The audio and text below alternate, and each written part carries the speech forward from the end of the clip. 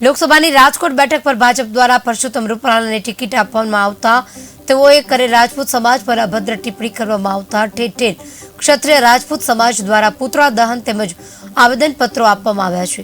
ત્યારે થાન શહેરમાં પણ મામલતદાર મારફત આવેદનપત્ર પાઠવી પુતળા દહન કરવામાં આવ્યું છે।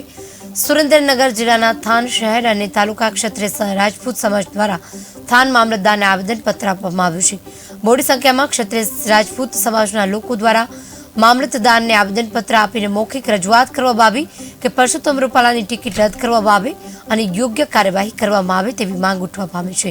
પરસોત્તમ રૂપાલાના નિવેદનને લઈને સુરેન્દ્રનગર જિલ્લામાં અને તાલુકાઓમાં મોટા પાયે ક્ષત્રિય સમાજ દ્વારા વિરોધ દર્શાવવામાં આવી રહ્યો છે, જેમાં પોલીસ દ્વારા 5 ક્ષત્રિય ભાઈઓની અટકાયત કરવામાં આવી હતી।